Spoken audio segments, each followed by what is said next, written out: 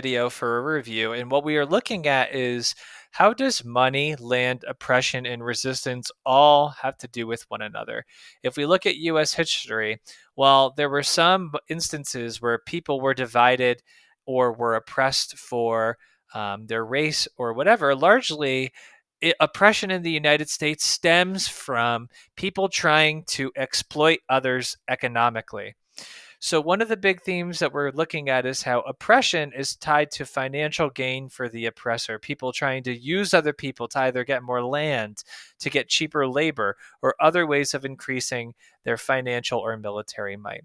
And because the United States evolves over time, we're going to see that economies become more advanced and there's an evolution in tactics for maintaining that wealth or that power. So, this video is going all the way back to 1450 because oppression really begins with the indigenous peoples of the Americas. Now, as a reminder, sailing to the United States was a money making venture from the very beginning. The idea or the accident that led to the United States being discovered was the fact that Portugal and Spain wanted to find an alternative route to India and China for selling and buying goods.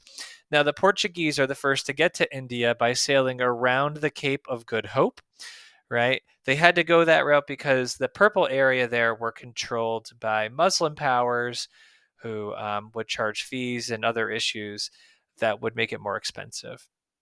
So the Portuguese ultimately, using the caravel ship, are able to fund the expedition of Vasco da Gama and Bartolomeu Diaz. Diaz is able to sail all the way to the Cape of Good Hope in the 1480s, and then Vasco da Gama in 1498 is able to sail all the way to India. Now, the reason that they're doing this is for money. Now, Portugal discovers all these great little islands off the coast of Africa and realizes their potential for growing cash crops. And because every good European power is mercantilist, meaning that they want to be able to sell more stuff than they buy, more exports than imports, they start to grow crops. And they don't just grow crops, but they also enslave the populations living there. Now, many of those people would go on to die from disease, but then they go to mainland Africa and Arab slave traders to begin establishing the first plantations. So this would become the model ultimately for what would become slavery in the United States. And again, it's directly tied to the gain financially. Now, Spain wants to get in on things too. Spain's like the new kid on the block.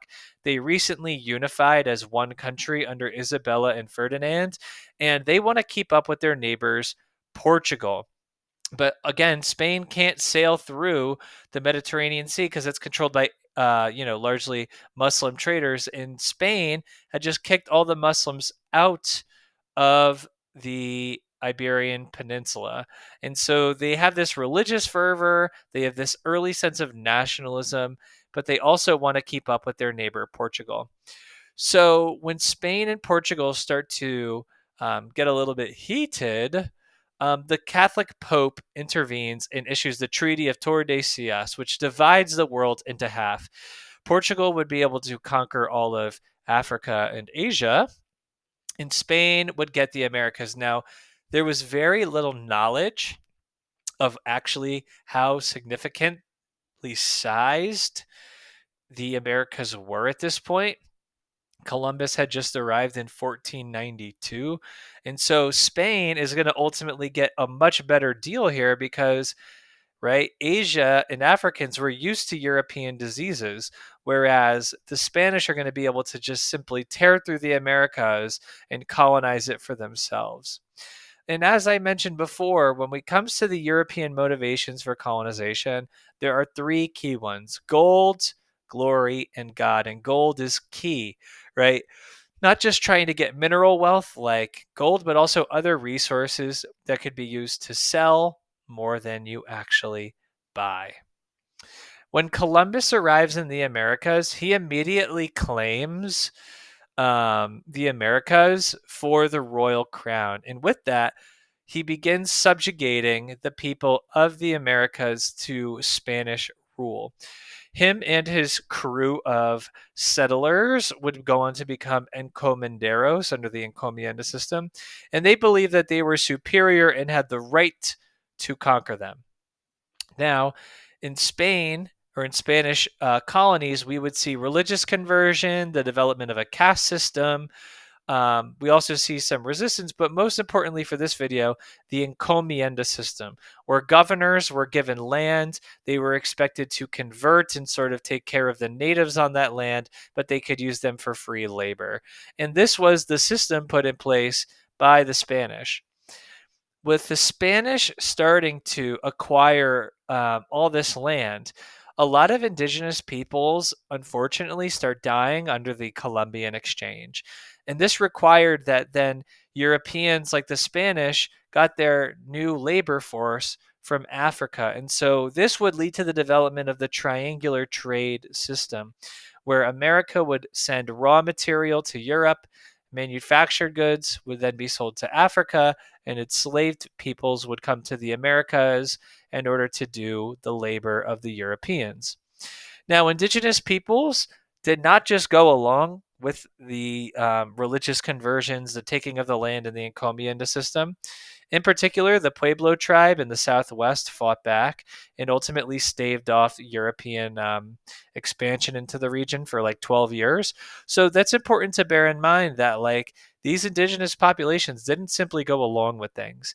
And another person that could serve as kind of a resistor was Bartolome de las Casas, who spoke out against the treatment of Native Americans and wanted the Spanish crown to reform the system in the Americas, which he deemed to be brutalistic and animalistic towards those peoples. Now, shifting away from Spain and looking towards the British, we have to remember that all the British colonies are founded by joint stock ventures.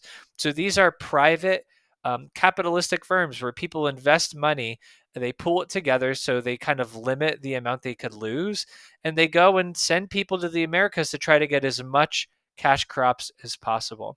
Now, some people came along for the ride in order to start a new life, or if they were in debt to the people coming to the Americas, we called them indentured servants. They were not free. They did not have the same treatment as we would see in chattel slavery, but ultimately indentured servants came to the middle, Chesapeake, and the southern colonies for the most part. And remember that the British encouraged this. They had the headright system. The more indentured servants you brought across the ocean, the more land that you got. All right. Now, indentured servants would usually work for no pay for 4 to 7 years, and then they would get their own property. And indentured servants were not slaves. And they were treated differently from slaves, right? If they broke rules, perhaps they weren't as, as violently treated as people would go on to in the American South. Now, bearing that in mind, Africans in the British territories were at first treated like indentured servants, but that would change after Bacon's Rebellion, where colonies began relying instead of on indentured servants, instead on African slaves. If we remember, William Barclay of Virginia did not want to fight any more Native Americans because things had been peaceful, but indentured servants wanted to move onto Native American sort of territory. And as they're settling lands, natives would sometimes come and raid that turf. So if they can't get their own land, they're going to have to continue working for planters. And after working for 7 years for free, I don't know about you, I would want my comeuppance.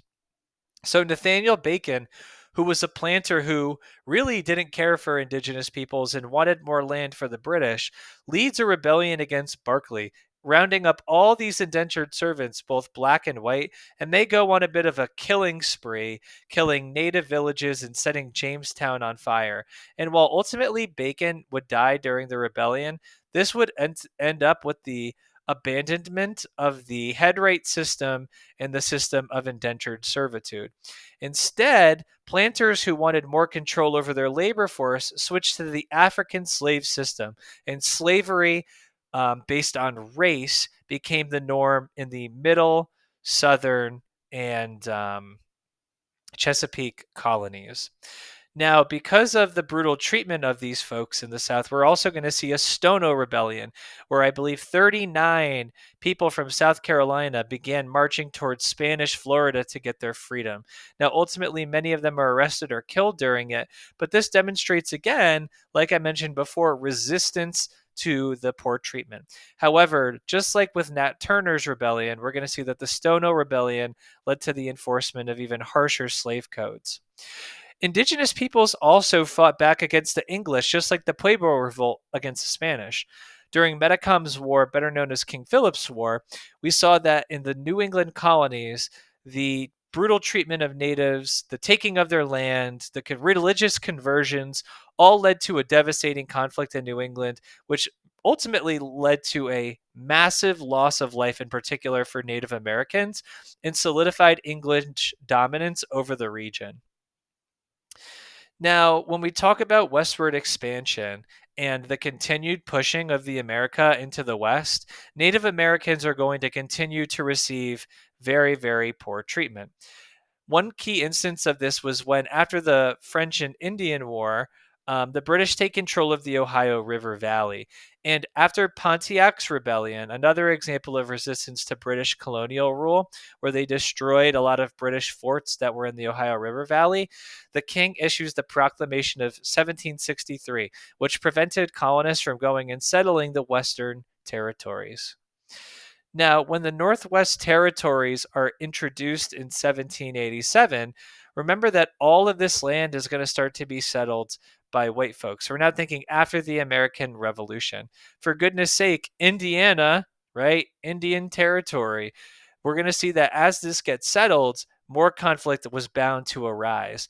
And after the Constitutional Convention, when George Washington becomes president, they go on a bit of a spree out west, creating these terrible treaties with folks in the Northwest Territory, and in many cases, exterminating Native Americans in certain lands, including at the Battle of Fallen Timbers. So this gave the U.S. More and more control over land in the West. Things would get a lot worse for indigenous peoples who sided with the British after the War of 1812. For example, the Tecumseh Shawnee member who sought to reunite American tribes in the Ohio River Valley, fought with the British, and after the Warhawks find supplies that the British had supplied, natives are attacked. And after the War of 1812, the British or the Americans began treating indigenous peoples even more harshly. For example, James Monroe begins proposing that natives should relocate out of the Mississippi River area. And when Andrew Jackson becomes president, there was a total removal of the Cherokee out of Georgia in 1830. And this led ultimately to the Trail of Tears, where thousands of indigenous people die, of course, as they move out to the West. Now, in terms of slavery, when we look at the Northwest Ordinance, remember that slavery was banned in these territories. And that was a sign, that, hey, maybe we are upholding some of the elements of the Constitution. Now, after the Constitution is passed, what we're going to see is that northern states start emancipating over time. They had what was called gradual emancipation, and this was led by Pennsylvania. Pennsylvania was the first group in the 1780s and 90s to start emancipating slaves. But slavery in the South was going to continue.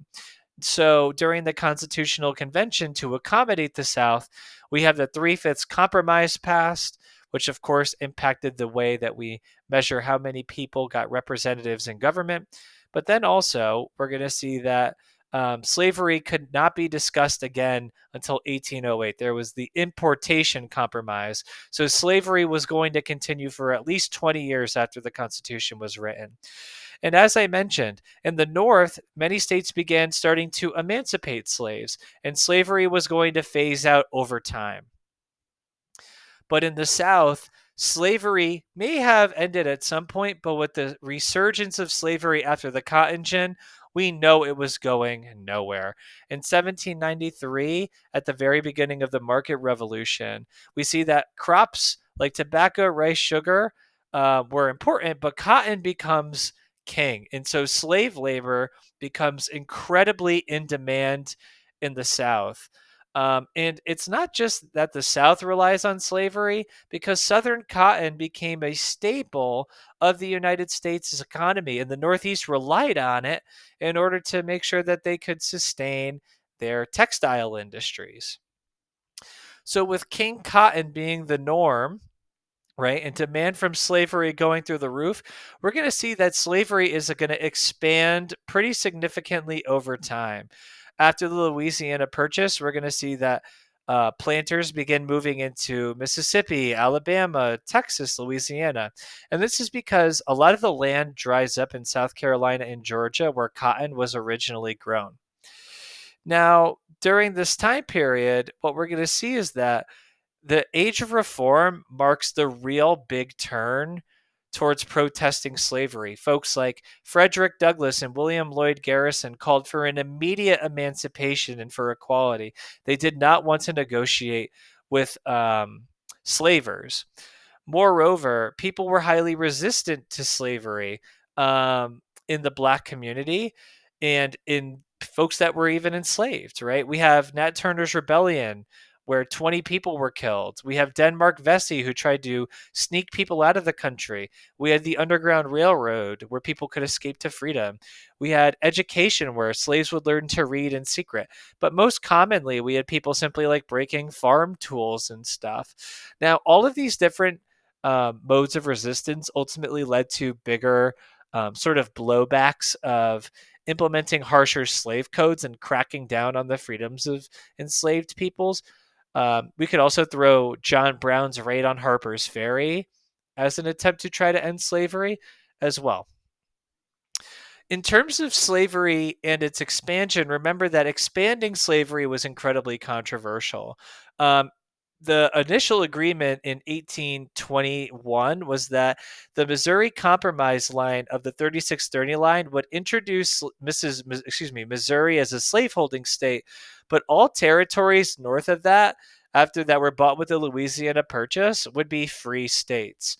But as we know, the Missouri Compromise is ultimately going to get replaced because after the Missouri Compromise and the Mexican American War, the Kansas Nebraska Act opens up that territory, aka like right here, for slavery because they vote to allow for popular sovereignty in this region.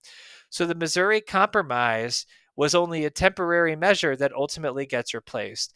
Of course, Kansas, Nebraska ultimately leads to Bleeding Kansas. We also have the Fugitive Slave Act, which prevented Northerners from harboring enslaved peoples that were able to escape. One other key measure that we have to bear in mind was Dred Scott. So let's say, for example, someone was taken from Missouri to Wisconsin up here, right? Even if they were an enslaved person, if they were brought to a free territory, the Supreme Court ruled that they would not be freed.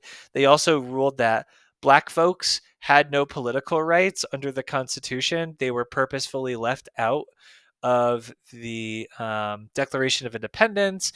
And because of that, the Dred Scott case was a major hit towards trying to extend Black rights to enslaved peoples. And in 1860, when Lincoln is elected, of course, we have the Civil War. Fast forward some time, and we get Reconstruction. Now, to conclude, Reconstruction was all about two big ideas: putting the Union back together and preserving the rights of newly freed Black folks. And one of the main ways that Lincoln tried to do that was with the creation of the Freedmen's Bureau. Now, the problem is, as we know, the Freedmen's Bureau and many of its provisions were largely vetoed by Andrew Johnson, which reversed much of those protections after Lincoln is assassinated. Now, critically, after the Civil War is over and Lincoln is assassinated, members of Congress in the Republican Party pushed for some radical changes, including the implementation of the 13th, 14th, and 15th Amendment. The 13th Amendment abolished slavery. The 14th Amendment granted citizenship to all people born in the United States and gave them equal protection under the law. And the 15th Amendment protected voting rights for Black men. Also, with Southern Blacks getting their ability to vote, scalawags, as they were sort of derisively called, helped to get Black people elected to government, right? Like PBS Pinchback or Hiram Revels, who's the first Black member of Congress. We see some victories of Reconstruction, but ultimately, like we ended Unit 5, Reconstruction is sort of halted in its tracks because Andrew Johnson's vetoes and because the South is basically let off easy with the implementation of sharecropping, black codes, and the rise of the Klan.